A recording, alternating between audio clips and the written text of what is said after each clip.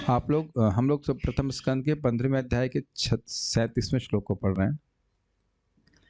कितना अद्भुत है ना, एक यात्रा तरह की। आपको नहीं लग रहा है यात्रा हमने शुरू की हुई है? सभी लोग तो प्रथम श्लोक से नहीं सुन रहे हैं, बट प्रथम श्लोक से सुनते सुनते सुनते सुनते अगर आप अनुभव कर रहे हो, अगर नियमित रूप से आप श्रवण करें, तो आप देख रहे हैं कि पकड़ बहुत अधिक बन रही है कि किस अध्याय में क्या था, क्या फ्लो है। आचार्यों ने इस प्रकार से फ्लो बनाया है, उसको समझते हैं तो बड़ा संबंध भागवत से अनुभव होता है। नहीं तो अभी आप देखिएगा कि ये श्लोक है तो अगला श्लोक क्यों है, उससे बहुत रुचि श्रीमद् भागवत में बन जाती है।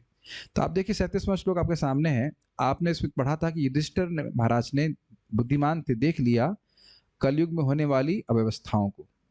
आप करताल बजाने वाले हैं तो उसको इधर रखिए यार, बुक रखने वाले, आप मुझे डिस्टर्ब करने वाले।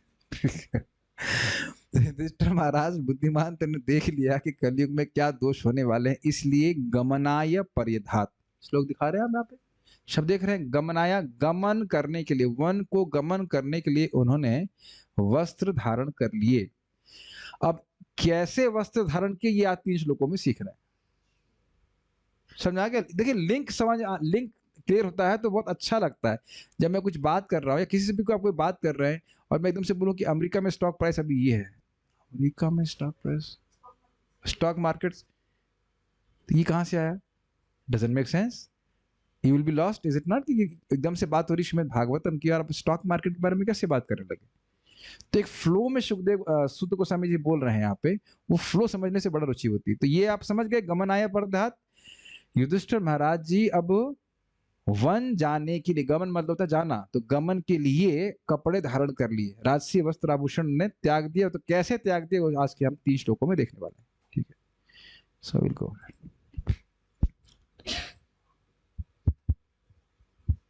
और कपड़े भी क्या, और उसके अलावा क्या किया उन्होंने? तो 2 चीज करेंगे। एक कि वे अपने पौत्र परीक्षित महाराज को राज अभिषेक कर देंगे और फिर अपने राजसी वस्त्र को त्याग करके चले जाएंगे वन के लिए। मेरे पीछे बोलिए प्रथम, ओ थोड़ा सा मिस्टेक है, ये 5वां अध्याय नहीं, ये 15वां अध्याय है। नीचे जो श्लोक नंबर लिखा है वो गलत लिखा है, 15वां अध्याय का है। प्रथम स्कंद 15वां अध्याय 38वां श्लोक। समावदर हमारे एडिटर्स की आंखों से कुछ ना कुछ तो चूक ही जाता है, no problem, but you understand, ऊपर लिखा हुआ 15वां अध्याय। स्वराट पौत्रम विनीयनम, स्वराट पौत्रम विनीनम, कांट हियर यू। स्वराट पौत्रम विनीयनम, स्वराट पौत्रम विनीनम। दूसरे वाला चेक कीजिए, इतना आवाज क्यों कम आ रही है? इसको कौन छेड़ा यहाँ पे? कौन सफाई करता है यहाँ पे? Why somebody has to touch the mixer? Please don't, my dear Prabhu, don't touch the mixer. Every day you don't have to clean it. तभी तो मेरा आवाज क्यों कम आ रही है? बोलिए इस पे। हरि बोल। हाँ ठीक है। स्वराट पौत्रम विनीयनम, स्वराट पौत्रम विनीनम, आत्मनः सुसमं गुणैः, आत्मनः सुसमं गुणैः, तोयनिव्यः पतिं भूमे, तोयनिव्यः पतिं भूमये, अभ्यसिञ्चद् गजः वये। अभ्यषिञ्चद् गजाव्ये। स्वराट पौत्रम विनीयनम आत्मनः सुसमं गुणैः, स्वराट पौत्रम विनीनम, आत्मनः सुसमं गुणैः, तोयनिव्यः पतिं भूमेर अभ्यसिञ्चद् गजः वये। तोयनिव्यः पतिं भूमेर अभ्यषिञ्चद् गजाव्ये। श्लोक बड़ा रुचिकर है, देखिएगा। तत्पश्चात हस्तिनापुर की राजधानी में उन्होंने, किन्होंने? युधिष्ठिर महाराज, गुड, अपने पौत्र को सिंहासनारूढ़ किया। पौत्र कौन? गुड। जो समुद्र से घिरी सारी भूमि के स्वामी तथा सम्राट के रूप में प्रशिक्षित था और उन्हीं के समान सुयोग्य था। पहली चीज क्या सीखी युधिष्ठिर महाराज? आर्बिट, आर्बिट मतलब आर्बिट्रेरली, ऐसा नहीं कि मन हुआ और बस अब वन में चले गए। क्या किया उन्होंने? राज्य का दायित्व दूसरे को, दूसरे का मतलब अपने पौत्र को दिया, जो कि प्रशिक्षित था, प्रकृष्टेन शिक्षित, बहुत अच्छी प्रकार से शिक्षित था, अच्छा राजा बनने के लिए। कल भी चर्चा हो चुकी इस बात की। और आप जानते हैं, इससे पहले अगर आपको याद आ रहा हो, परीक्षित महाराज के जन्म के समय ही उनके दिव्य गुणों का वर्णन किया जा रहा था, जबकि वह गुण अभी प्रस्तुत नहीं किए थे उन्होंने। आपको याद है, पढ़ चुके हैं इस बात को। तो वह देख लेते कि ये बिल्कुल अपने पूर्ववंश के अनुसार ही हमारा बच्चा जन्म हुआ, इस कारण से युधिष्ठिर महाराज बहुत प्रसन्न थे। इसे बात आपको याद होगी। तो उन्होंने उसको सिंहासनारूढ़ किया। अब एक बात सोचने वाली है, प्रभुपाद तात्पर्य बोलेंगे कि भाई हस्तिनापुर में सिंहासनारूढ़ किया, ये कौन सी विशेष बात है? तो देखिए, अगर कहें कि भारत की राजधानी कहाँ है, दिल्ली कहेंगे। और मैं अगर कहूँ कि बिहार में है तो मानेंगे, या तमिलनाडु में? थोड़ा सोचने वाली बात है ना कि भारत का प्राइम मिनिस्टर जो ओथ, क्या था, ओथ कहते हैं ना, शपथ लेते हैं, वो दिल्ली में ही लेते हैं और समझ लिया जाता है कि ये पूरे भारत के प्राइम मिनिस्टर है। समझ पा रहे हैं इस बात को? बड़ी इंटरेस्टिंग बात है। तो उस समय यह कहना कि हस्तिनापुर के सिंहासन पे आरूढ़ हो गए अर्थात पूरे विश्व के राजा हो गए, कुछ समझ में आ रहा है बात? कहीं दिल्ली में ये प्राइम मिनिस्टर है तो मतलब इसका मतलब क्या, दिल्ली के प्राइम मिनिस्टर है? दिल्ली में अगर शपथ ले रहे हैं तो समझना होगा कि पूरे भारत के, देश के हैं। इसका अर्थ यह नहीं कि अमेरिका के भी प्राइम मिनिस्टर, लेकिन उस समय स्थिति ऐसी थी कि जो व्यक्ति हस्तिनापुर का राजा है वो पूरे विश्व का राजा। ये बात बहुत महत्वपूर्ण है। ठीक है, अब संस्कृत देखिएगा, बड़ी इंटरेस्टिंग संस्कृत है। पहले अन्वय देखिए। स्वराट अर्थात सम्राट युधिष्ठिर ने गुणै ही, गुणों के विषय में, आत्मनः अपने ही, सुसमम सभी प्रकार से समान, भगवान युधिष्ठिर महाराज ने गुणों में अपने ही सुसमान, मतलब बहुत अच्छी प्रकार से समान, मतलब जो गुण युधिष्ठिर महाराज में थे वही गुण परीक्षित महाराज में थे। सुसमम मतलब जरा से भी कम नहीं थे। विनियनम, प्रभुपाद ने इसका अनुवाद किया है भली भांति प्रशिक्षित। इसके दो अर्थ लिए गए हैं। एक विनियनम का अर्थ यह भी लिया गया है कि विनयशील थे वो, उन जैसे युधिष्ठिर महाराज विनयशील थे तो वैसे ये भी विनयशील थे। लेकिन यहाँ पे भली भांति प्रशिक्षित का मतलब है कि जैसे सम्राट के रूप में युधिष्ठिर महाराज प्रशिक्षित थे, उसी प्रकार से कौन, परीक्षित महाराज भी बहुत अच्छी तरह से प्रशिक्षित थे कि कैसे प्रजा का पालन करना चाहिए। क्लियर है? तो ये निव्याह, तो एक अर्थ क्या होता है, पानी। और देखिए निवी का अर्थ होता है वो जो नाड़ा बांधते हैं ना कमर के पास में, उसको निवी कहा जाता है, डोरी। कितना सुंदर शब्द है। तो मानो पृथ्वी की कमर के चारों ओर समुद्र रूपी डोरी बांधी गई है, इसलिए शब्द इस्तेमाल कर रहे हैं। तो ये निव्या, इसीलिए कह रहे हैं समुद्रों से घिरी। हमको ये शब्द इस श्लोक का बड़ा अद्भुत लगा था। कहां कहां से शब्द इस्तेमाल किए, कभी ऐसा सोच सकता है व्यक्ति? बताइए, कितना सोच करके शब्द रखा गया। जैसे हमारे कमर के चारों ओर कोई डोरी बंधी हो, उसी प्रकार से आप जानते हैं कि पृथ्वी के चारों ओर जल है, समुद्र है। तो कह रहे तो ये निव्या भूमि है, समुद्रों से घिरी भूमि के पते यानी स्वामी के रूप में, गजाह्वये, हस्तिनापुर की राजधानी में। गजाह्वय मतलब जिस स्थान को गज नाम से आवाहन किया जाता था। ये वो प्रथम संघ की शुरुआत में बोले थे, एकदम शायद चौथे अध्याय में, कि मूकवत, जड़वत वह गजाह्वय, यानी हस्तिनापुर में सुखदेव गोस्वामी विचरण कर रहे थे, कुरु जांगल प्रदेश इत्यादि में घूम रहे थे। गजाह्वय शब्द समझ पा रहे हैं? गज प्लस आहवय, तो जिस शहर का नाम हाथी के नाम से, तो क्या नाम है? हस्तिनापुर। हस्तिनापुर में हस्ती आ गया कि नहीं? हाथी आ गया, इसलिए गजाह्वय, यानी हस्तिनापुर की राजधानी में अभ्यसिंचत, सिंहासन पर बिठाया। ठीक है, आप संस्कृत देखिए। स्वराट अर्थात महाराज सम्राट युधिष्ठिर ने पौत्रम विनयनम, मैं समझ रहा हूं कि पौत्र शब्द भूल गया क्या मैं इसमें? नहीं है, अपने पौत्र परिषद को लिखा था। ठीक है, स्वराट पौत्रम विनयनम, सम्राट युधिष्ठिर ने अपने पौत्र को जो भली भांति प्रशिक्षित थे, विनयनम, और आत्मनः सुसमम गुणे। बहुत सुंदर बात है। एक आचार्य इस पे कहते हैं केवल पौत्र होने से सम्राट बना दिया। मान लो पौत्र था और सम्राट बनने के लायक नहीं था, तो कहते नहीं, आत्मनः सुसमम गुणाई, जो युधिष्ठिर महाराज के हर प्रकार से गुणों में समानता थी।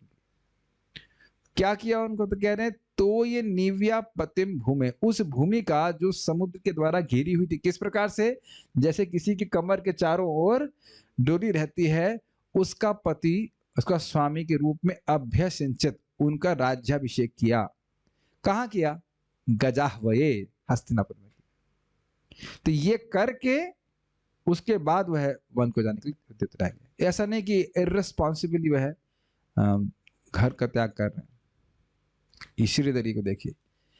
सम्राट युधिष्ठिर ने देखा कि उनके पौत्र परीक्षित में वे सारे गुण विद्यमान हैं जो उनमें हैं। आत्मनः सुसमम गुणई, इस और साथ ही वह विनीत भी हैं, विनीयनम। इसलिए उन्होंने समुद्र पर्यंत पृथ्वी के स्वामी के रूप में परीक्षित को हस्तिनापुर में अभिषिक्त कर दिया। इजी है। तो ये निव्या पद का विग्रह है। तोयम परिवेशाकारेण सर्वतः स्थितम समुद्रोदकम एवं नीवी परिधान विशेषो यस्याः तस्याः। समझ, अब इसमें सीधे टीका से रख दिया। इसका अर्थ क्या है देखिए। परिवेश आकारेण, सब सर्वतः स्थितम, एक परिवेश के मतलब परिवेश का मतलब होता है कि एनवायरनमेंट की तरह, हाँ की तरह है। समुद्र उदकम, समुद्र का जल ही जिसकी नीवी परिधान विशेष है। नीवी मतलब कपड़ा होता है, तो कपड़ा क्या बोले जो कमर के अंदर बांधा जाता है। तो ऐसी पृथ्वी का, यस्या जैसी इस उस प्रकार की पृथ्वी, तस्या उसका पति बना दिया। अब छोड़ी संस्कृत नहीं समझ आ रही तो कहने का अर्थ यही है कि जैसे कपड़ा होता है किसी कमर के आगे, उसी के अनुसार उसी प्रकार से जैसे समुद्र से घिरी हुई थी पृथ्वी, उस पृथ्वी का पति ने बना दिया। ये काव्यात्मक शैली है। तो ये निव्या भूमि, उस भूमि का जिसके कमर के चारों ओर जल था, अगर ऐसा कहा जाए। ठीक है। तात्पर्य, समुद्रों से घिरी हुई सारी भूमि। देखिए एक बात समझने का प्रयास कीजिए।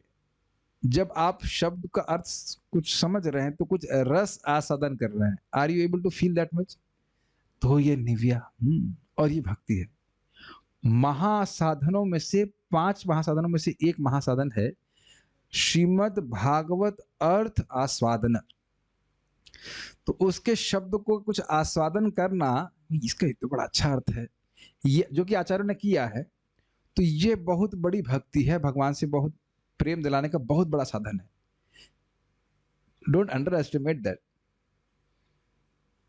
पंच महासाधन में नाम जप तो है ही, कीर्तन है ही, और साथ ही ये श्रीमद् भागवतम का श्रवण नहीं, एक्चुअली शब्द के अर्थ का आस्वादन करना, ये करना चाहिए। और आप देखेंगे प्रभुपाद जी भी कई बार बोलते हैं ये शब्द बहुत महत्वपूर्ण है। आपने देखा है तात्पर्य में?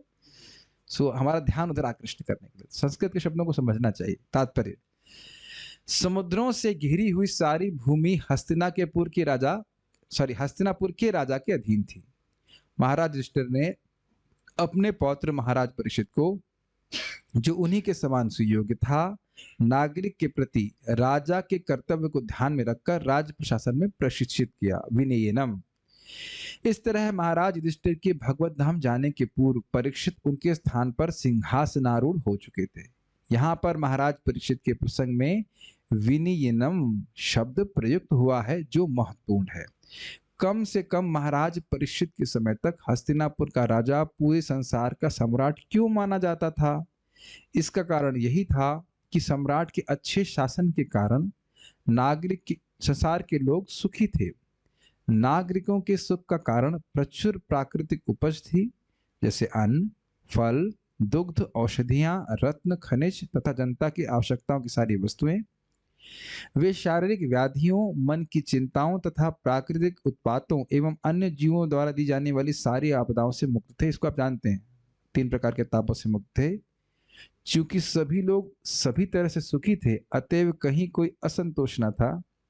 यद्यपि राजनैतिक कारणों तथा श्रेष्ठता प्रदर्शन के लिए विभिन्न प्रांत के राजाओं में कभी कभी युद्ध हुआ करते थे। तो एक तरह से समझने का प्रयास कीजिए कि सामान्यतः सभी लोग सुखी थे, लेकिन राजा लोग कभी कभी अपनी श्रेष्ठता दिखाने के लिए युद्ध करते थे, लेकिन जो प्रजा थी उसको झगड़े में रुचि नहीं थी, ये कहा जा रहा है। ये बहुत अच्छी बात थी। इसी में इस पूरे तात्पर्य में ये बात सबसे अच्छी बात ये लगी। खनिज का मतलब होता है मिनरल्स। प्रत्येक व्यक्ति को जीवन का सर्वोच्च लक्ष्य प्राप्त करने के लिए प्रशिक्षित किया जाता था। अतएव लोग छोटी छोटी बातों को लेकर झगड़ते न थे। आप समझ ही गए होंगे कि मैं इतना स्लो क्यों बोल रहा हूं उसको। देखिए, आप लोग या हम सभी लोग सोच रहे हैं किसी परिस्थिति विशेष में झगड़ा बहुत महत्वपूर्ण है। समझ में आ रहा है मैं क्या क्या बोल रहा हूँ? क्लिक किया मैं क्या कह रहा हूँ? कि किसी परिस्थिति विशेष में झगड़ा किए बिना हम कैसे रह सकते हैं। प्लीज अंडरस्टैंड, ये हमको कली युग प्रीचिंग कर रहा है।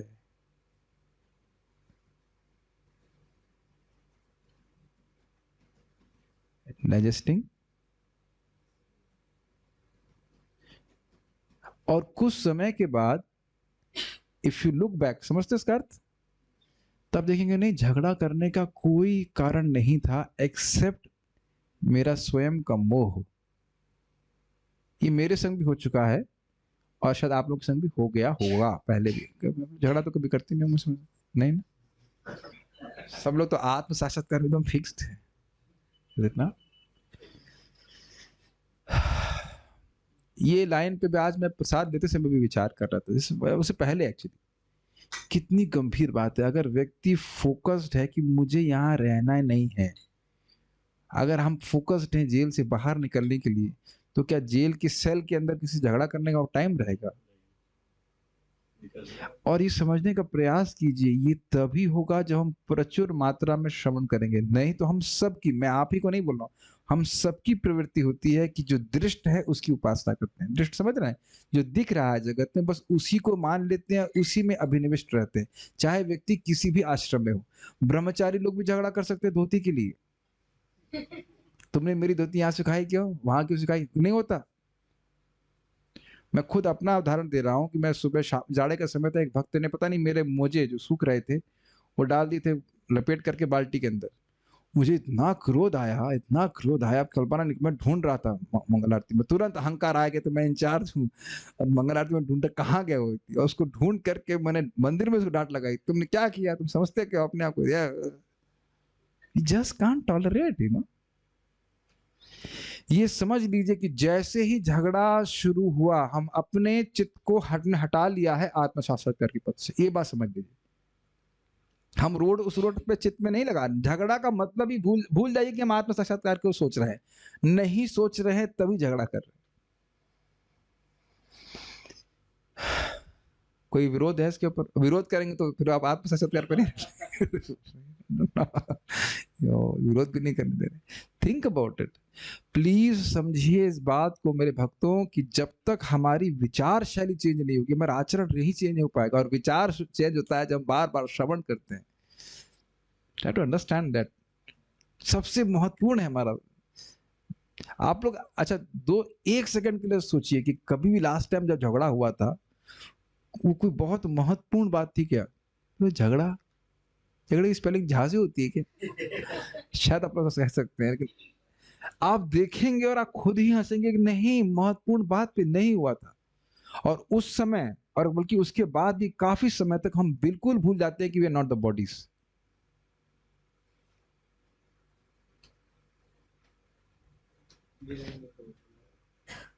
जब झगड़ा होता है तो भूल जाते हैं ना कि हम शरीर नहीं है।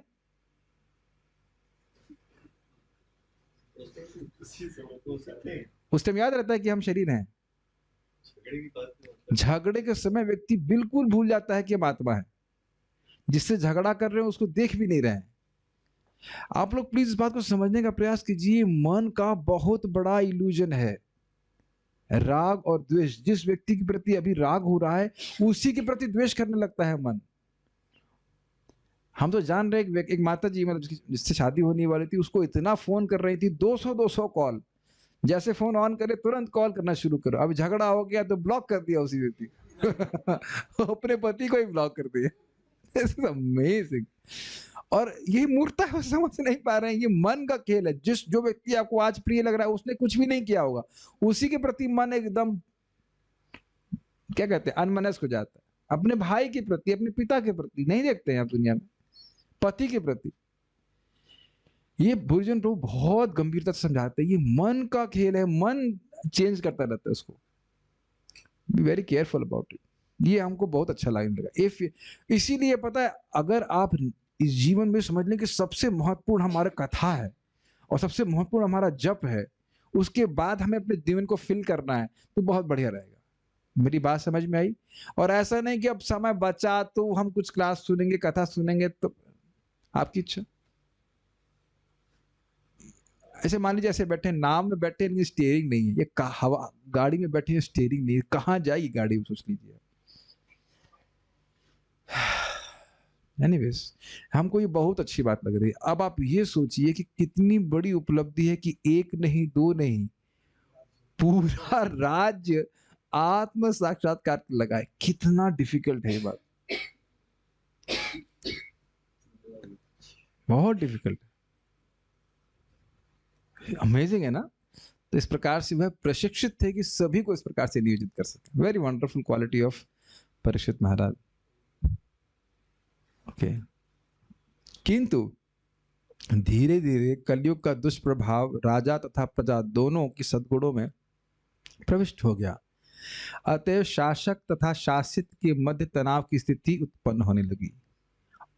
क्यों होने लगी? शासक भी सेवक की भावना से निवृत्त रहा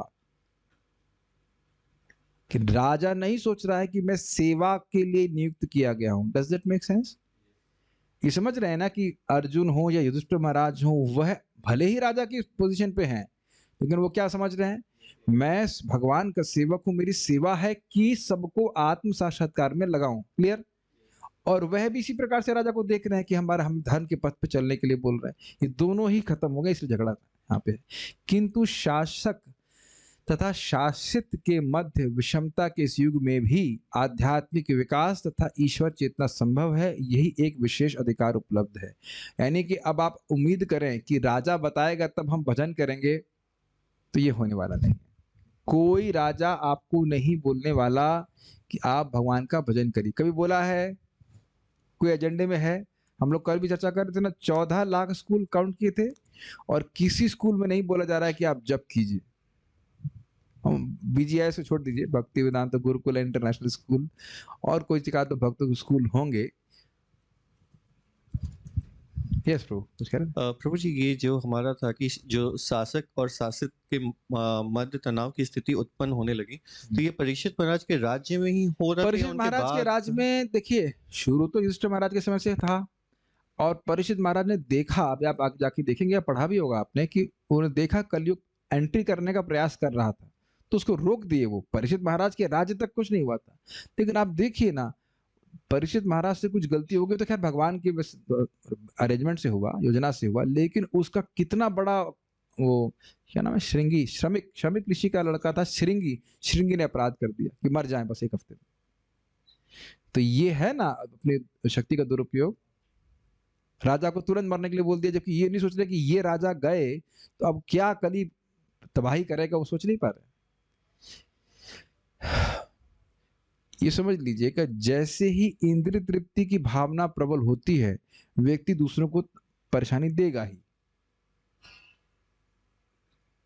कहीं आप देख लीजिए, कोई व्यक्ति किसी को परेशान कर रहा है तो मूल कारण है वो इंद्रिय तृप्ति करना चाहता है। और यहाँ कह रहे हैं इसी कारण के बीच में तनाव है। Is it not? आप देखिए ना, प्रभुपाद बड़ा अच्छा बोल रहे हैं कि आप देखेंगे, महाराज भी बोल रहे थे, कह रहे सरकारी लोग काम करते हैं।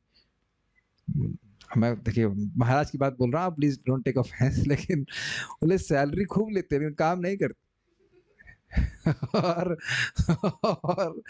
और हर साल तो नहीं, लेकिन मोटा मोटी प्राय हड़ताल पे और चले जाते हैं। गलत तो नहीं बोल रहे हैं कि सैलरी और बढ़ाओ, और ये नहीं कहते हैं कि हम कम काम कर रहे हैं तो हमें सेवा अधिक दीजिए। कभी कभी हुआ क्या हड़ताल इस के लिए कि हमको सेवा अधिक दीजिए, हम सेवा कम मिल रही है। तो देख रहे हैं शोषण करने की प्रवृत्ति रहती है, अब क्या कर सकते हैं बताइए, है ही नहीं। प्लीज, कोई सरकारी नौकर सुन रहा हो तो उसके लिए अपराध नहीं लेंगे, लेकिन ये देखा गया है कि नहीं। बल्कि हम तो सुनने में आ रहा है कुछ वक्त हमारे सरकारी नौकरी में कहते हैं प्रभु जी अब वो स्थिति नहीं है, सरकारी नौकरी में भी काम करना पड़ रहा है। एज इफ ये बहुत बुरी बात है ना। बहुत बुरी बात है कि सरकारी नौकरी में काम करना पड़ रहा है, तो कोई करना नहीं चाहता इस तरह से। हर व्यक्ति चाह रहा है कि कुछ इंद्रिय तृप्ति हो जाए, कुछ इकट्ठा हो जाए, ऐसे करके। और शासक को भी कोई मतलब नहीं। आप प्रैक्टिकल देखिए तो अब कौन उसको मना करेगा। कोविड के बाद सबसे पहले कौन सी दुकानें खुली थी? चरणामृत बांटने की। नहीं ना, मंदिर नहीं खुलने दिए जहां चरणामृत बट रहा है, शराब की दुकान खुल रहे हैं। अब बताइए कि शासक जरा सा भी सोच रहे हैं कि जीव आत्म साक्षात्कार की तरफ। अच्छा जरा विचार कीजिए, थोड़ा सा विचार कीजिए, एक बार शराब पीने से व्यक्ति को कई हजार साल तक नरक भोगना पड़ता है। नाउ क्या हम मानेंगे कि सरकार का जरा सा भी प्रेम है? अरे ये तो भावुक हैं, सब सन्यासी लोग सब ऐसे ही बोल, डराने के लिए बोल देते हैं। इज इट नॉट स्ट्राइकिंग कि जा और भागवत में बोला गया कि जो व्यक्ति अंधा है, तो क्या ज्ञानी व्यक्ति उसको मान लो किनारे गड्ढे पे खड़ा हो, क्या वो लात मारेगा उसको, गिर जाए? इस प्रकार के आजकल शासक है, खुद भी अंधे हैं और ये नहीं समझ रहे हैं कि ये इस प्रकार की व्यवस्था करने वालों की स्थिति, उनको भी वही नरक प्राप्त होगा जो पीने वाले को प्राप्त हो। व्यवस्था तो आप ही ने बनाई। वेरी स्ट्राइकिंग है ना, देख रहे हैं अधर्म के प्रति बुरी तरह से अंधे हैं क्या। तो प्रभुपाद कह रहे हैं कि आप अगर ये सोचोगे कि शासन कुछ बोलेगा, सरकार चिट्ठी लिखेगी आप भजन करने के लिए, तो आप भूल जाइए, कोई चिट्ठी लिखने वाली नहीं है। स्वयं जाप कीजिए, निकलिए यहाँ से। बहुत अच्छी बात बोल रहा है कि यद्यपि शासन ऐसा नहीं है कि धर्म के अनुकूल हो, फिर भी व्यक्तिगत रूप से व्यक्ति हरि कृष्ण मंत्र जप के द्वारा, भक्ति के अभ्यास के द्वारा कलयुग से दूर रह सकता है। समझ में आया? यस प्रभु।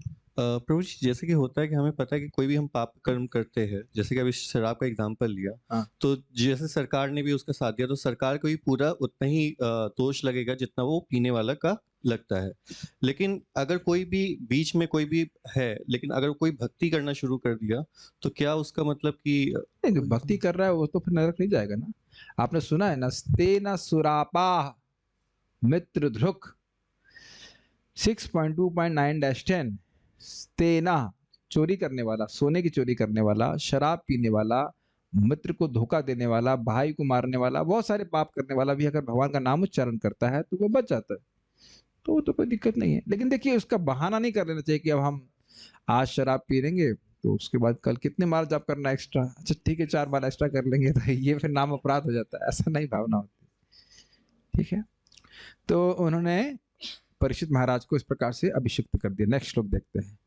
मथुरायाम तथा वज्रम मथुरायां तथा वज्रं शूरसेनापतिं ततः शूरसेनापतिं ततः प्राजापत्यं निरूप्येष्टम् प्राजापत्यां निरूप्येष्टं प्राजापत्यं निरूप्येष्टिम् प्राजापत्यां निरूप्येष्टिम् अग्निम् अपि बदीश्वरः। अग्निन् अपि बदीश्वरः।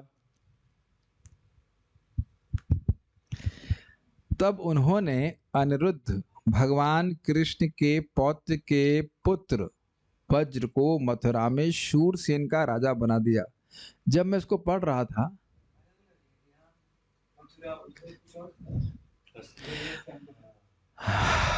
उसको छोड़ दीजिए, अभी हम जब 11वें में पहुंचेंगे तब वहां का कन्फ्यूजन रखिएगा। अभी तो फर्स्ट कैंटो में रहिए। पहले मैं सोचा था शूरसेन, शूरसेन तो किसी व्यक्ति का नाम लग रहा है, लेकिन नहीं, शूरसेन एक प्रदेश का नाम था। तो शूरसेन का मथुरा में शूरसेन प्रदेश का राजा बना दिया, ऐसा समझना होगा। तत्पश्चात महाराज युधिष्ठिर ने प्राजापत्य यज्ञ किया और गृहस्थ जीवन त्यागने के लिए अपने भीतर अग्नि प्रतिष्ठित की। अब इसका क्या मतलब है? अग्नि खा गए क्या? तो देखिए समझने का प्रयास कीजिए, जो मैं अब तक समझा इसको। जब व्यक्ति गृहस्थ आश्रम में होता है वैदिक तरीके में, तो उसको रोज यज्ञ करने होते हैं। और जब वो उधर मैं जहां तक समझा वानप्रस्थ आश्रम में भी और संन्यास आश्रम में व्यक्ति को यज्ञ नहीं करना होता है।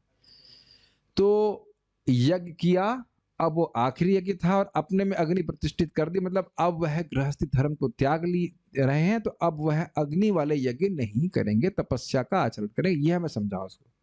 ऐसे अग्नि में, मतलब अग्नि उन्हीं में प्रतिष्ठित हो गई। अब जो भी करेंगे वो डायरेक्ट भगवान की भक्ति करेंगे। अब ये यज्ञ करने में उनकी कोई संलग्न नहीं। यही अर्थ समझाऊं, ठीक है। बाकी कोई और विशेष अर्थ आप लोग कहीं समझ लें तो आप स्वागत है, मुझे बताइएगा। अन्वय तथा मतलब और, ततः मतलब तत्पश्चात, मथुरायाम मथुरा में, वज्रम शूरसेन पतिम निरूप्य भगवान कृष्ण के पौत्र अनिरुद्ध के पुत्र वज्र को शूरसेन देश का राजा बनाकर, निरूप्य मतलब बनाकर, ईश्वर, यहाँ ईश्वर युधिष्ठिर महाराज के लिए, ईश्वर मतलब होता है समर्थ व्यक्ति। तो कह रहे हैं समर्थ युधिष्ठिर ने प्रजापत्याम इष्टिम, प्रजापति यज्ञ को, अब हम इष्टि में घूमेंगे तो इष्टि का मतलब क्या होता है, तो इष्टि जो शब्द है ये यज्ञ के लिए होता है। तो प्रजापत्याम इष्टिम निरूप्य, प्रजापति यज्ञ को संपन्न करके। इस श्लोक में केवल निरूप्य शब्द एक बार आया है, लेकिन निरूप्य का संबंध दोनों जगह से होगा, अर्थात वज्र को मथुरा का राजा बनाकर निरूप्य, और प्रजापति यज्ञ करके निरूप्य। निरूप्य को दोनों जगह लेना होगा। अग्निम अपिबत, अग्नि को खा गए अग्नि को अपने में स्थापित किया, मतलब अब वह अग्नि का उपयोग यज्ञ आदि के लिए नहीं करेंगे। इस मन में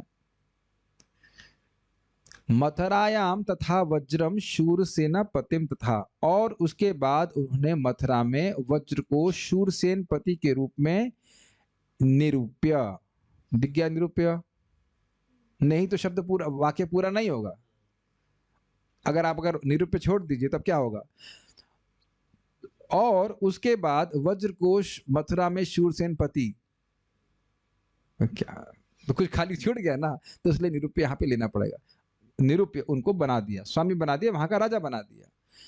और प्रजापत्यम इष्टिम, अब मैं कहूं कि प्रजापति यज्ञ, तो फिर कंप्लीट नहीं हुआ, तो इसलिए होगा प्रजापत्याम इष्टिम निरूप्य, प्रजापति यज्ञ को करके अग्निम अपिबत, अग्नि को खा गए, या कह लीजिए अग्नि को स्वीकार कर लिया, अब वो अग्नि का यज्ञ नहीं करने वाले। कौन ने, सब किसने किया, ईश्वर।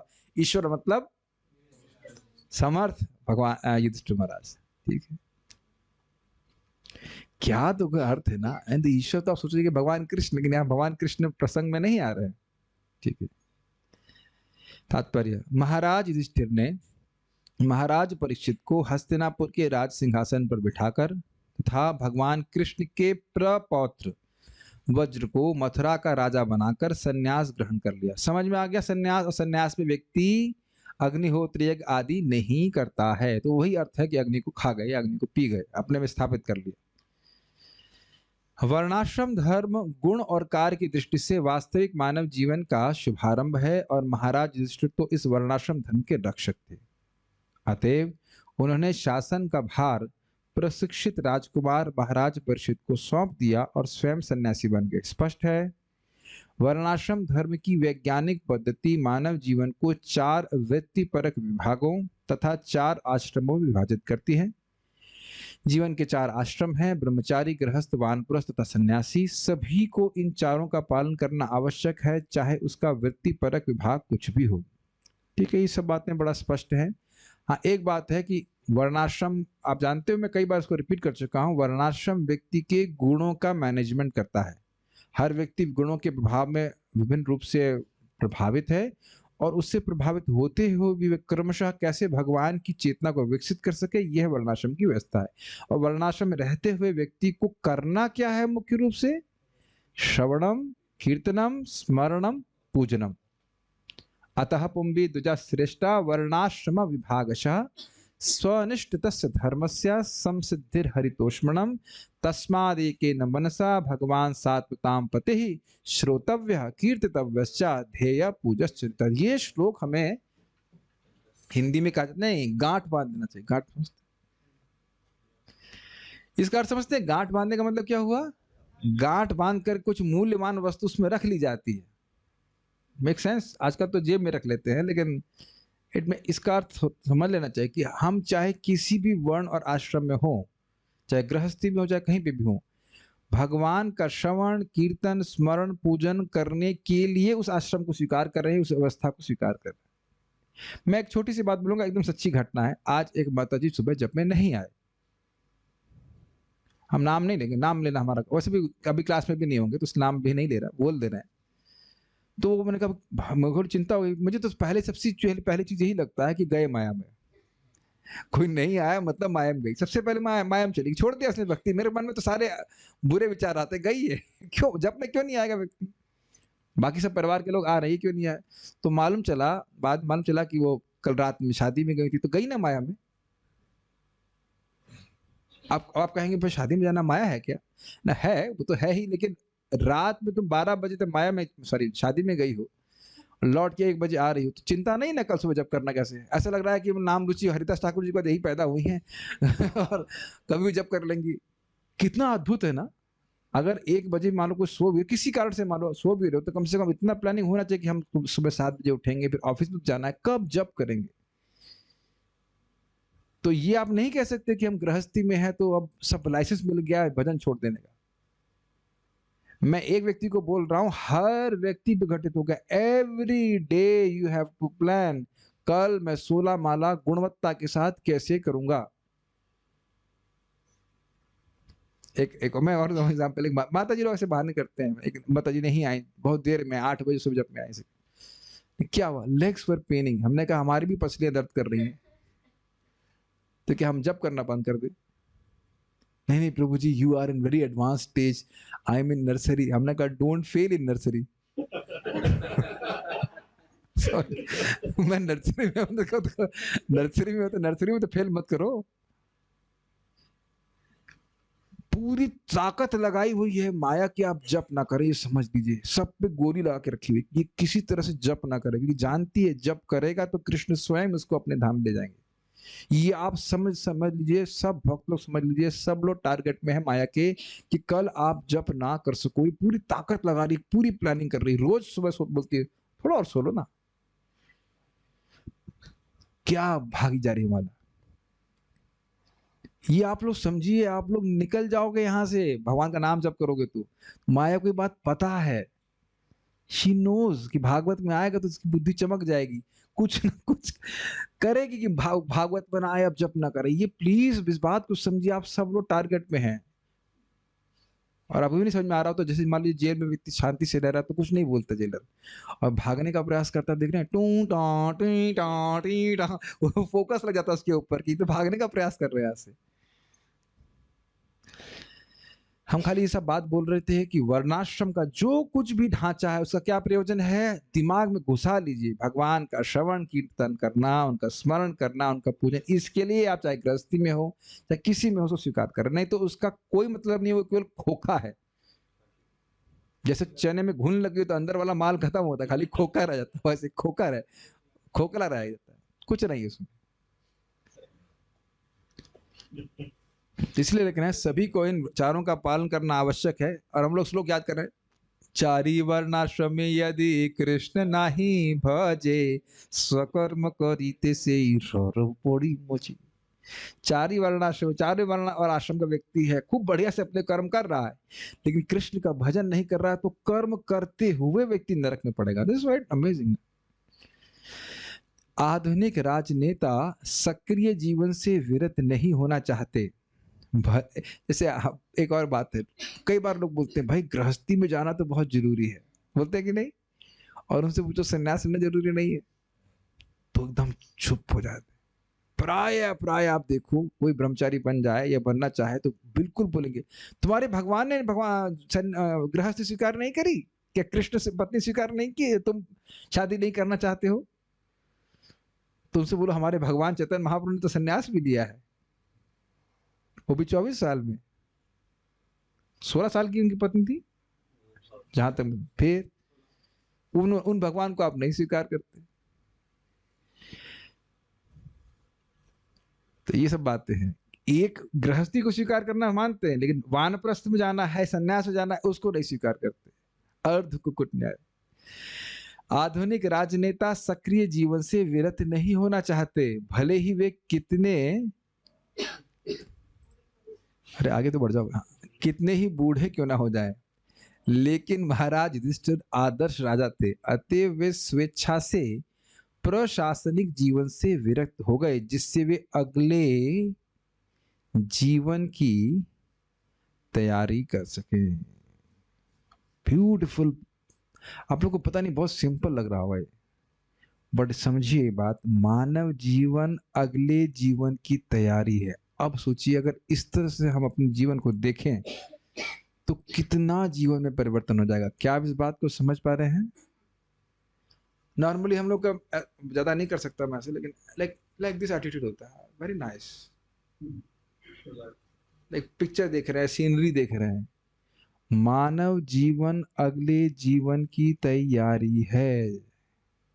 ये ध्यान रखिएगा इस बात को। मैं जो आज ये कार्य कर रहा हूं, इसका रिजल्ट घूम करके आएगा, और समझिएगा कि कर्मों का फल बहुत बड़ा बड़ा आता है। देखने में बहुत छोटा कर्म लग रहा है, लेकिन फल बहुत बड़ा आता है। एक बार दारू पी रहा है व्यक्ति, और अब एक बार तो क्या 100 ग्राम पीने में क्या नुकसान है, पौवा क्या बोलते हैं उसको, और उसका कितना बड़ा पेमेंट है भाई, वो समझ नहीं पा रहा। ऐसे ही हरे कृष्णा कृष्णा कृष्णा हरे हरे, हरे राम राम राम हरे हरे।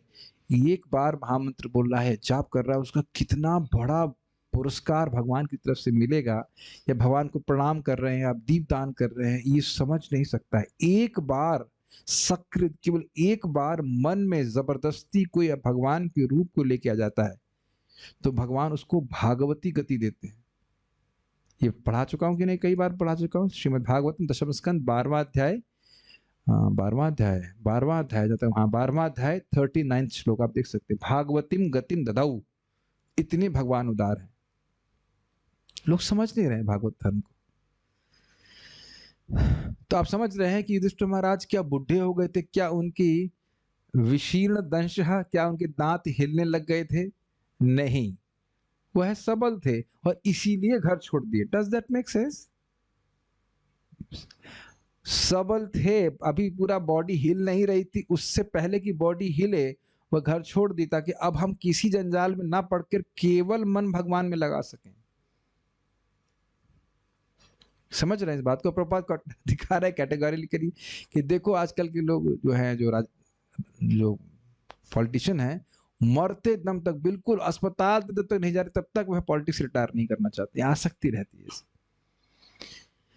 ये लोग इतना आसान मत सोचिए कि बात समझ में आ जाती है कि मेरा मानव जीवन अगले जीवन की तैयारी है। चाहे वो स्वर्ग का देवता बनिए या कुछ भी बने, कम से कम देवता तो बने, एक मिनिमम कम से कम इंसान तो बने। हर व्यक्ति को चाहिए कि वह अपने जीवन की ऐसी व्यवस्था करे कि जीवन की अंतिम व्यवस्था के कम से कम अंतिम 15-20 वर्ष पूरी तरह भगवान की सेवा में लगाए जा सके। क्या अर्थ है इसका? कोई भौतिक कार्य ना करना पड़े, ये प्लानिंग होनी चाहिए। कोई विरोध नहीं कीजिएगा, प्रभुपाद जी के सब शब्द सीधे हैं, और प्रभुपाद जी ने करके भी दिखाया है। ऐसा नहीं कि प्रभुपाद जी खाली बोल रहे हैं, जिससे जीवन की चरम सिद्धि प्राप्त हो सके। स्पेशली जो लोग वृद्ध हैं, उनको तो सोचना चाहिए बस वृंदावन।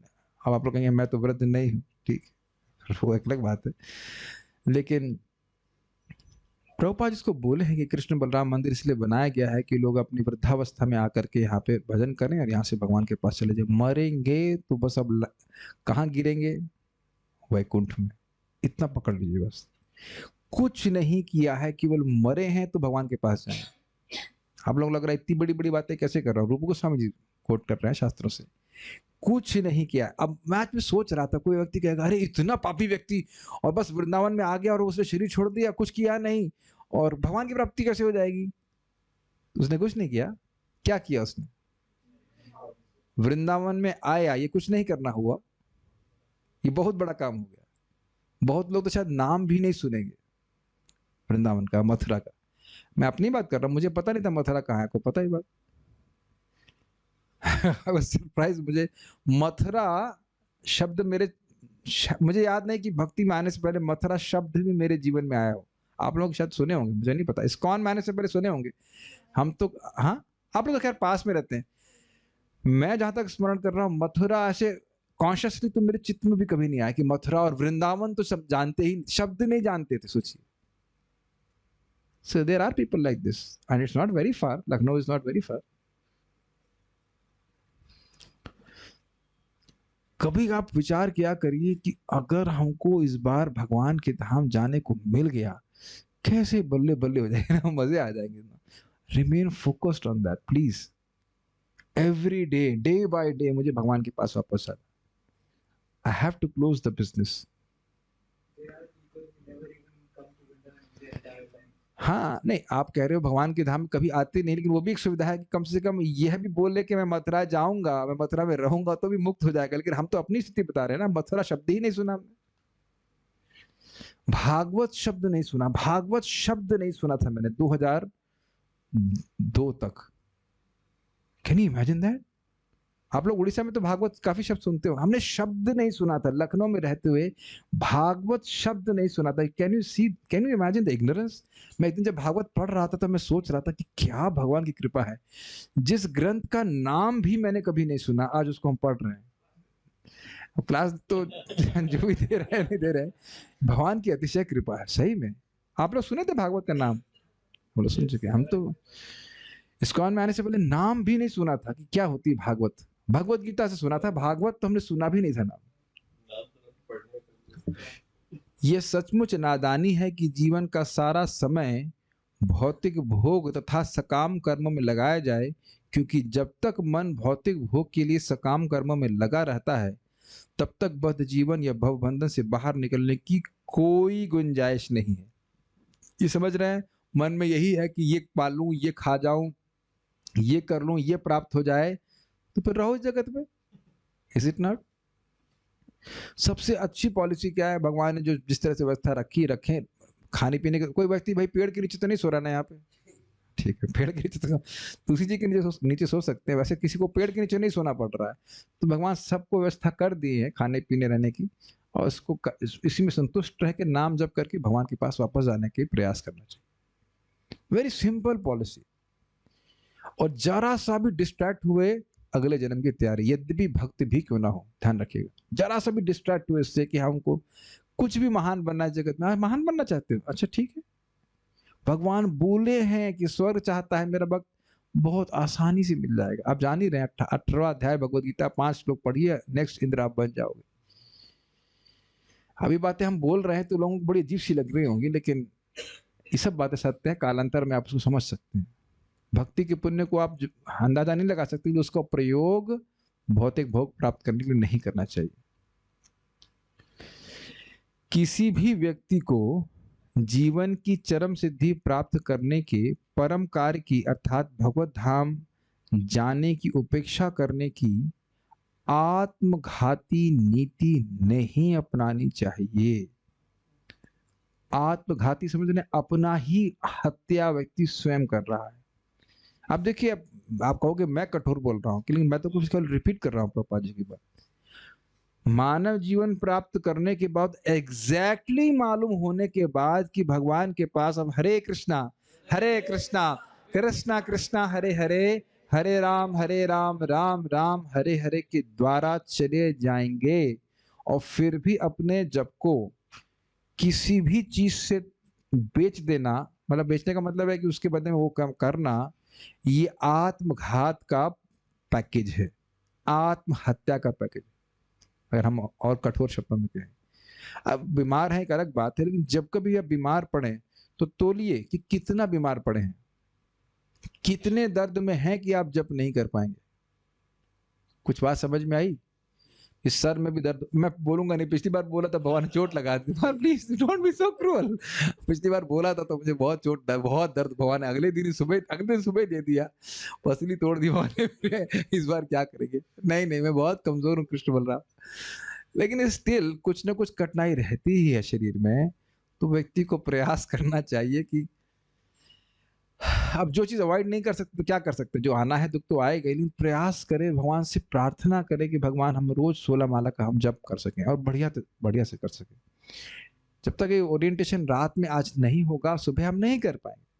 और आप देखिए, आप लोग तो देखते होंगे बलराम हॉल में किस प्रकार से लोग डिसओरिएंटेड रहते हैं, क्योंकि उनका कोई संकल्प नहीं है। और तो ब्रज में रह रही तो पार हो ही जाएंगी, मर जाएंगी तो कोई दिक्कत नहीं। बहुत सारी माता जी फोन पे चिड़चिड़ और जब भी हो रहा है, क्यों? क्योंकि रात में उस प्रकार का ओरिएंटेशन नहीं है कि हमें सुबह इस प्रकार से अपनी प्रगति करनी है जप करके। जो भी है प्रजल्प जप आकर भी करें। और आप लोग देखिएगा, प्लीज मेरी बात को मानिए, समझिए, स्वीकार कीजिए कि श्रीमद् भागवतम के नित्य श्रवण से पता भी नहीं चलेगा, लेकिन जादुई रूप से श्रद्धा हृदय में स्थापित हो जाएगी कि हमको भक्ति करनी ही है। ये जादू है, ये कृष्ण जब जादू करते हैं। अगर आप नियमित रूप से श्रवण करते रहेंगे, अपने जीवन में देखेंगे इसके अलावा करना क्या है, जीवन में इसके अलावा करना क्या है, और कुछ करने लायक है क्या? This is really magic. लेकिन इसको पढ़िए नियमित रूप से। इसीलिए प्रभुपाद जी कहते थे कि उनकी पुस्तकों को हम नियमित रूप से पढ़ेंगे तो हमारा कन्विक्शन स्ट्रांग बना रहेगा कि भगवान की भक्ति करनी। यानी हाँ, तो ये बहुत अच्छी बातें हमने श्लोक से सीखी। तो इन्होंने इस श्लोक में हमने क्या सीखा था कि मथुरा में वज्र को स्थापित करके वो और प्रजापति यज्ञ करके अग्नि को अपने में स्थापित कर दिया। अब वह और यज्ञ नहीं करेंगे। अब क्या करते हैं जरा देखिए। विसृज्य तत्र तत्सर्वं विसृज्य तत्र तत्सर्वं दुकूलवलयादिकं दुकूलवलयादिकं निर्ममो निरहंकारः निर्ममो निरहंकारः संच्छिन्नाशेषबन्धनः। संचिन्नशेषबन्धनः। महाराज युधिष्ठिर ने अपने सारे वस्त्र, कमर पेटी तथा राजसी आभूषण तुरंत त्याग दिए और वे पूर्ण रूप से उदासीन तथा प्रत्येक वस्तु से विरक्त हो गए। अन्वय देखिए। तत्र उन्होंने वहीं पे, तत्र का मतलब वहां, वहीं पे मतलब जब ये इनको राजा बना दिया परीक्षित महाराज को और वज्र को, उसके बाद उसी स्थान पे हस्तिनापुर में कह लीजिए। तत्सर्वम, तत्व मतलब होता है वो, अपने वे सारे, दुकूला कमर की पेटी। अब कमर की पेटी कहने से क्या मतलब है? देखिए, राजा की कमर की पेटी विशेष होती है। अब हमारे यहाँ तो कोई पैंट पहन रहा है तो कुछ भी पेटी बांध ले, लेकिन जब आप कह रहे हो कि कमर की पेटी, इसका मतलब है राजसी कमर पेटी, जिसको पहनने का अधिकार केवल राजा को है। समझ में आया बात? हाँ, कमरबंद कहते हैं ये, लेकिन वो कमरबंद और कोई नहीं पहन सकता है। जैसे आप देखते हैं राजा के पास विशेष दंड होता है, डंडा। वो डंडा पूरे राज्य में किसी के पास नहीं हो सकता, वो उन्हीं के पास होगा, उसमें कुछ आभूषण होंगे, बहुत विशेष होता है। Make sense? तो इसलिए कह रहे हैं दुकूल यानी कमर पेटी, और वलय आदिकम राजसी आभूषण कंगन आदि को। तो आप कहेंगे इसमें कपड़ा कहाँ गया? उपलक्षण से। ऐसा तो नहीं कि कमर पेटी त्याग दी, आभूषण त्याग दी और कपड़ा एकदम चक चक पहने रहेंगे, नहीं। जब ये बोल रहे हैं कि आभूषण त्याग दिए, कमर पेटी त्याग दी, इसका अर्थ है कि और वो जो राजसी वस्त्र थे वह भी उन्होंने त्याग दिए और समान साधु के वस्त्र ग्रहण की। विसर्ज्य, उनको त्याग दिया। निर्ममः, और वे पूर्ण रूप से उदासीन। हिंदी में लिखा हुआ उदास, उदास नहीं, उदासीन। उदास का मतलब होता है सैड, ऐसे मुंह बना के। उदासीन का अर्थ होता है न्यूट्रल। निर्ममा मतलब ये कोई वस्तु, जगत की कोई वस्तु मेरी नहीं है। निरहंकार, और अनासक्त हो गए। आचार्यों ने समझाया है कि मैं त्यागी हूं, ये भावना भी नहीं है। जब मेरा कुछ है नहीं तो मैंने त्याग क्या किया? देखिए, हो सकता है कि अगर हम कुछ वस्तुओं का त्याग करें तो हृदय में अहंकार आ जाए कि मैंने त्याग किया है, लेकिन निर्ममा, मेरा कुछ नहीं है, और निरहंकार मतलब मैं त्यागी हूं, ये भावना से भी वे दूषित नहीं थे। तो अनासक्त हो गए। एवं संचिन्ना अशेष बंधना। अशेष मतलब असीमित, बंधन मतलब आसक्ति, और संचिन्ना, छिन्न मतलब क्या होता है? छिन्न भिन्न में छिन्न का अर्थ क्या होता है? काट देना, अलग कर देना। और संचिन्न का अर्थ क्या हुआ? सम्यक रूप से छिन्न कर देना, सम्यक रूप से काट देना। तो संचिन्न अशेष बंधन मतलब असीमित लगाव, आसक्ति को, भौतिक आसक्ति को बढ़िया से काट दिए कि मैं राजा हूं। और आप इसको समझ लीजिए, ये पिछले श्लोक के ईश्वर शब्द से भी लिंक है इसका। क्या इतना आसान है राजा के रूप में रहते हुए एक छत्र राज्य प्राप्त करते और एक क्षण में सब कुछ त्याग देना? असंभव है, एक्चुअली असंभव है।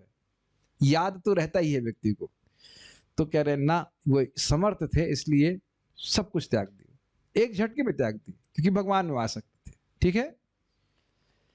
विसृज्य तत्र तत्सर्वम, तत्र मतलब वहां, वहां उन्होंने तत्सर्वम उन सब को त्याग दिया। क्या त्याग दिया? दुकूला, दुकूल का अर्थ क्या था? कमर पेटी। वलय आदिकम मतलब राजसी कंगन आदि आभूषण सबको त्याग दिया, राजसी वस्त्र त्याग दिए। और निर्ममः निरहंकार, ममता से रहित होकर, अहंकार से रहित होकर, संचिन्ना शेष बंधन, अपने सारे अविद्याकृत बंधन को त्याग दी। ये जो भौतिक आसक्ति है कि मैं शरीर हूं, इसको वह छोड़ दी। ठीक है, इसको यहां पकड़िएगा इस बात को। इसका लिंक अगले श्लोक से है जो हम कल चर्चा करेंगे। बाल प्रोधिनी, परित्याग में भी यदि ममता है तो त्याग का फल नहीं मिलेगा, इसलिए कह रहे हैं निर्ममः। इसका मतलब क्या है? त्याग दिया है लेकिन अब अरे वो त्याग दिया, ये तो हमारा बहुत अच्छा राज्य था। तो ममता गई क्या? समझ रहे हैं, बाह्य रूप से व्यक्ति त्याग दिया है लेकिन मन में यही भावना है ये तो मेरा था या मेरा है। तो कहते हैं ना, क्या कहेंगे उसको, कुढ़ना कहते हैं हिंदी में, कुढ़ना कुढ़ना, कुढ़, अंदर अंदर व्यक्ति मलाल करता है, उर्दू में कहते हैं मलाल करते रहते, क्यों त्याग दिया, कितना बढ़िया घर था हमारा, वो छोड़ करके अब हम भजन करने आए, यहाँ तो कुछ भी नहीं है। तो ममता है ना वो पुरानी वस्तुओं से। तो कहते हैं ना, निर्ममा, उन्हें कोई ममता नहीं थी। अच्छा, फिर भी मैं त्यागी हूं ऐसा अभिमान भी अयुक्त है, सही नहीं है। तो वह भी नहीं था, इसको निरंकार निरहंकार से कह रहे हैं। अर्थात यह भावना भी उनकी नहीं थी कि मैं बहुत बड़ा त्यागी हूं, देखो इतना बड़ा राजा था और एक झटके में त्याग दिया। तो इस प्रकार का अहंकार भी नहीं है। त्यागियों को बहुत अहंकार हो जाता है, त्याग का भी अहंकार लोगों को हो जाता है कि हम तो बहुत बड़े त्यागी हैं, बहुत विरक्त है, और यहाँ तक कि कभी कभी लिखते हैं फलाने फलाने त्यागी। नहीं, मजाक नहीं कर रहे, सही में हमारे यहाँ पे व्यक्ति आते हैं, उनका नाम है, मैं नाम पूरा नहीं बोलूंगा, डैश डैश महात्यागी। महात्यागी। अरे तो महात्यागी हो तो महात्यागी शब्द को भी नहीं त्याग पाए।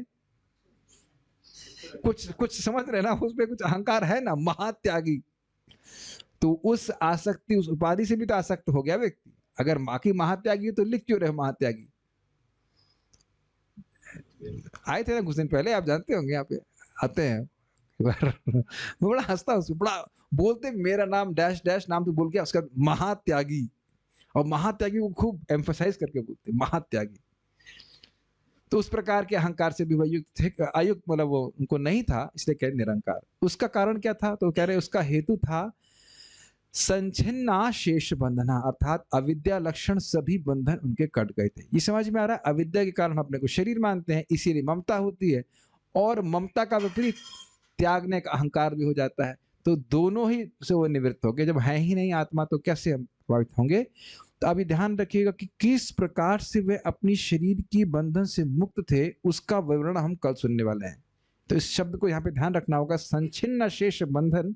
इसका व्याख्या की जाएगी आगे 2 श्लोकों में, कैसे युधिष्ठिर महाराज अपने को अपने शरीर से अलग कर पाए थे। Does that make sense?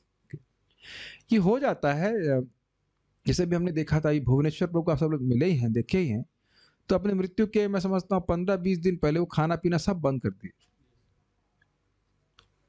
और शायद शायद भक्तों का ऐसा अनुभव हुआ होगा बीच में कभी, मान लो डेंगू इत्यादि कभी कोई घोर बीमारी हो जाती है, यू कैन इमीडिएटली सी कि नहीं, मुझे अपना शरीर छोड़ना है। अब पता नहीं आप लोग ऐसा कभी हुआ है? ऐसा अन्य लोग डर जाते हैं, लेकिन भक्त लोग ऐसे लग रहा है कि अपने शरीर में आ सकते हैं और शरीर का ध्यान दे रहे हैं। लेकिन अगर कोई ऐसी बीमारी हो जाती, लग रहा है कि अब शरीर छोड़ना है, तो they can actually immediately turn towards Krishna. ऐसा हुआ है, मतलब जैसे मेरे को भी जब डेंगू हुआ था तो मेरे को लगा था ठीक है अब छोड़ो इसको। It works. जब आपको लगता है शरीर किसी काम का ही नहीं, आप जप भी नहीं कर सकते। भक्तों की चेतना बहुत अलग होती है। ऐसा लग रहा है कि हाँ हम लोग भूल जाएंगे भगवान को या जो कुछ भी है, लेकिन really Krishna can be very merciful to us. कुछ लोगों को असंभव, पता नहीं, भगवान न करे भी हो, लेकिन हो जाता है। जब आपको लग रहा है कि शरीर एकदम अब काम करना ही, तो भक्त लोग बिल्कुल विमुख हो जाते हैं शरीर से। तात्पर्य, भगवान का पार्षद बनने के लिए आवश्यक है कि भौतिक कलमश से शुद्ध हो लिया जाए। तो इससे पहले कि हम हैंड रेज करें कि हम भगवान के पास जाना चाहते हैं कि नहीं, प्रश्न करना होगा कि क्या हम शुद्ध होना चाहते हैं या नहीं। That's is a very deep question. और इसीलिए भक्ति में सारे नियम बताए जा रहे हैं। अगर ये बात समझ में आ जाए कि हमें क्यों ये सब नियम बता रहे हैं, तो फिर आप परेशान नहीं होंगे। कमांडो लोगों की ट्रेनिंग हमसे कई गुना अधिक होती है, इज इट नॉट? कभी कंप्लेन करते हैं वो लोग? क्यों नहीं करते हैं? क्योंकि पता है कि किस लिए ट्रेनिंग दी जा रही है। Does that make sense? 33 घंटे मैंने सुना है उनको, 33 आवर्स ग्रूवलिंग ट्रेनिंग होती है। हमें तो केवल 2 घंटा जब करना होता है। आपको पता है 33 आवर्स नॉन स्टॉप, सोने भी नहीं देते।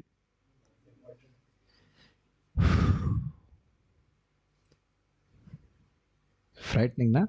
और आप कहेंगे कौन करेगा ये सब? जिसको बनना है कमांडो वो करेगा, है ना। लक्ष्य क्लियर है तो हमको समझ में आ जाएगा, हमको प्रसाद ही खाना है, हमें जब गंभीरता से करना है, हमें सुबह उठना है, इत्यादि इत्यादि। तो ये उस व्यक्ति को भार लगेगा जो समझ नहीं पा रहा है कि हमें भगवान के धाम जाना है, हमें नहीं, मुझको जाना है। Does it make sense?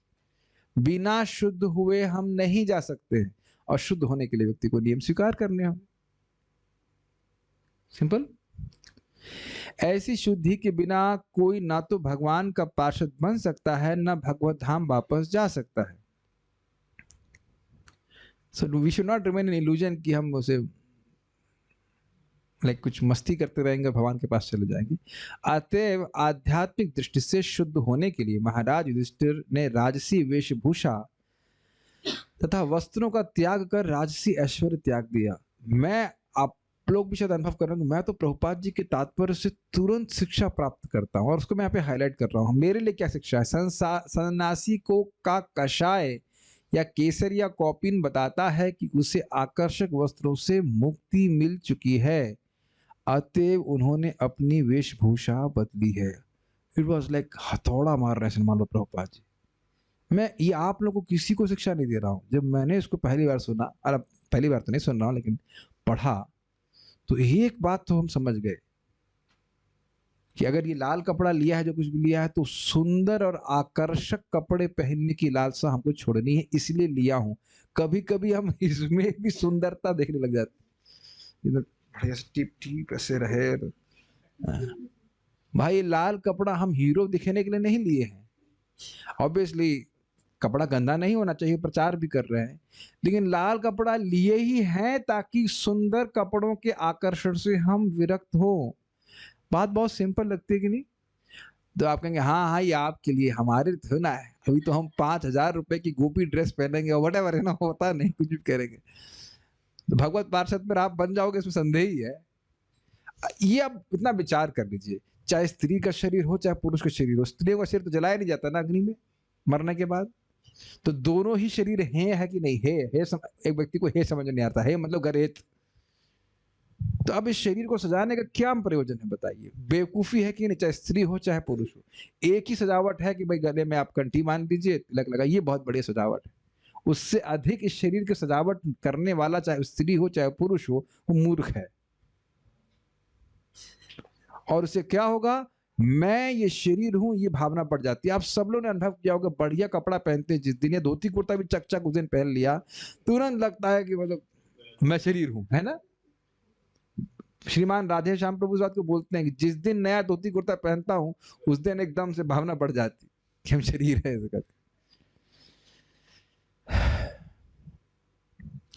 बहुत हर चीज का बहुत बड़ा प्रभाव होता है। तो कम से कम भक्तों को, चाहे भक्त माता जी हो प्रभु जी को, हम देख रहे हैं सुबह कुछ बोलते नहीं है, जुग में देखते हैं भक्तों के बाद जीन्स पैंट पहन के आ जाते हैं, कभी पीली शर्ट, कभी नीली शर्ट, कभी नाइकी, कभी ये कभी वो। तभी भी यानी भौतिक चेतना से बाहर नहीं है निकले हैं, है कि नहीं? आप कहेंगे ये सब फैनेटिज्म लगेगा आपको। जेल में बहुत सुंदर कैदी दिखने से क्या प्रयोजन है? इस तरह से हम लोग कभी अपनी डेफिनेशन देते नहीं ना, जेल में बहुत सुंदर कैदी दिखने से क्या प्रयोजन है? तो ये तो हमें स्वीकार करना पड़ेगा ना कि हम शरीर नहीं हैं, ना स्त्री हैं ना पुरुष हैं। शरीर ढकने के लिए एक प्रॉपर वैष्णव आचरण, आभूषण, मतलब क्या कहते हैं, कपड़ा पहनना चाहिए, वस्त्र पहनना चाहिए। लेकिन अगर हम इस भावना में है कि बहुत सुंदर दिखें या जो कुछ दिखें, तो ये दिखा रहा है कि हम शारीरिक आसक्ति से बहुत दूषित हैं। वे अपने राज्य तथा परिवार के प्रति, यदि महाप्रभु के शब्द हैं, भालो ना खाईबो और भालो ना पोड़ीबो, महाप्रभु के शब्द। वे अपने राज्य तथा परिवार के प्रति उदासीन हो गए, मतलब अब उसमें कोई इंटरेस्ट नहीं है, और समस्त भौतिक कल्मश या भौतिक उपाधि से मुक्त हो गए। उपाधि का मतलब मैं ये राजा था, मैं पुरुष हूं, इस भावना से मुक्त हो गए। लोग सामान्यतया विविध उपाधियों से जुड़े होते हैं, जैसे परिवार, समाज, देश, वृत्ति, धन, पद इत्यादि। जब तक मनुष्य ऐसी उपाधियों से जुड़ा रहता है, तब तक वह भौतिक दृष्टि से अशुद्ध माना जाता है। समझ में आ रहा है? उपाधि जो जैसे मान लीजिए भी हमारा शरीर दिया गया है, अब ये पिछले जन्म में तो शरीर नहीं था, तो ये शरीर एक आरोपण है आत्मा के ऊपर। हम मान रहे हैं कि हम ये हैं। Does that make sense? और जब तक ये मानते रहेंगे तब तक ये कैसे मानेंगे कि हम भगवान के हैं? फिर कैसे भगवान के पास जाएंगे? सर्वोपाधिर विनिर्मुक्तम, तो भगवान की भक्ति करते हैं अपनी इंद्रियों, तो स्वाभाविक रूप से उपाधियों के प्रभाव चित्त से ढीला पड़ने लग जाता है। मेरी बात समझ में आ रही है? शुरुआत करते हैं पूरी उपाधि से युक्त होकर के कि मैं ये व्यक्ति हूँ, हाँ ऐसा हूँ ऐसा करके, लेकिन जैसे जैसे आप जप करते रहते हैं, भक्ति करते रहते हैं, धीरे धीरे भगवान अपनी इंद्रियों को भगवान की सेवा में लगाते रखते हैं, धीरे धीरे ये उपाधि, ये आसक्ति अपने आप समाप्त होने लगती है। ठीक है? आधुनिक युग के तथाकथित नेता राष्ट्रीय चेतना से जुड़े रहते हैं, लेकिन वह यह नहीं जानते कि ऐसी मिथ्या चेतना बद्ध जीव की दूसरी उपाधि है। ये समझ में आया? हम भारत के नेता हैं। किसके नेता हैं? उपाधि होगा कि नहीं? ये जीव का कोई वास्तविक स्वरूप है? ठीक है। भगवत धाम जाने के लिए आवश्यक है कि ऐसी उपाधियों का परित्याग कर दिया जाए। देखिए, आप लोग अभी आप नहीं समझ रहे हो, लेकिन अभी भी जो लोग गंभीरता से भक्ति करते हैं, उन पर उपाधि की भावना बहुत कम होती जाती है।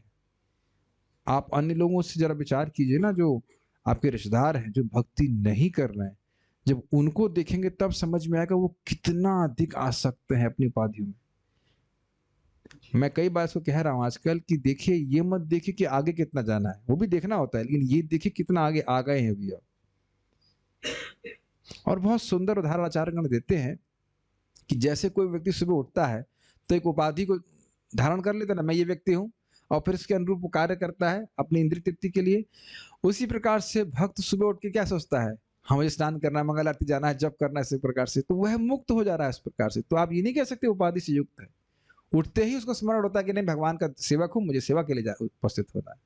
यद्यपि वह शरीर की चेतना से पूरी तरह बाहर निकला नहीं है, लेकिन वास्तवतः अगर दूसरे एंगल से देखें तो निकल गया है, क्योंकि वो आत्मा के रूप में कार्य कर रहा है। Does that make sense? वे लोग मूर्ख हैं जो राष्ट्रीय चेतना में मरने वालों की पूजा करते हैं। रिवोल्यूशनरी तात्पर्य है प्रभुपाद जी के।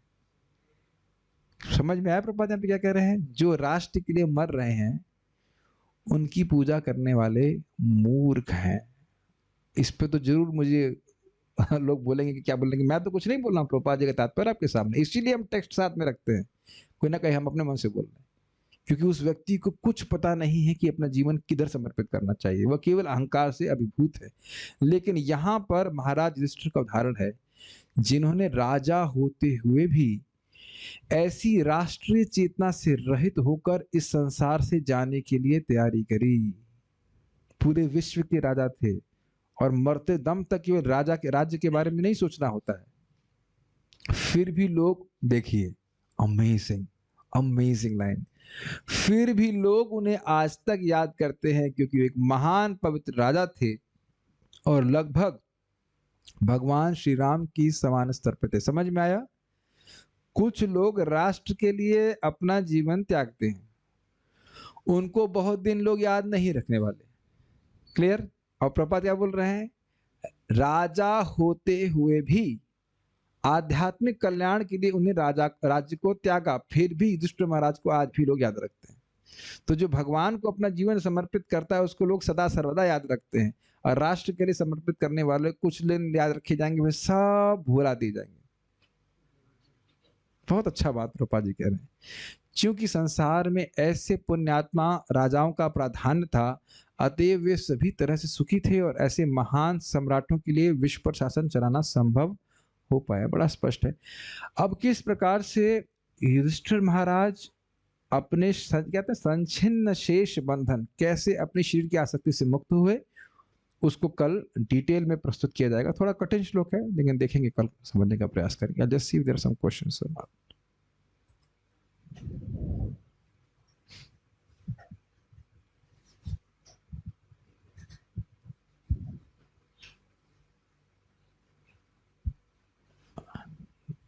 गलत बात पता नहीं क्या कह रहे हैं। वृत्ति परक ओके, ठीक है। कोई प्रश्न नहीं तो हम यहाँ रुकेंगे, हम लोग नरसिंह स्त्रोत पढ़ेंगे। श्रीमद् भागवतम की जय, श्रील प्रभुपाद की जय।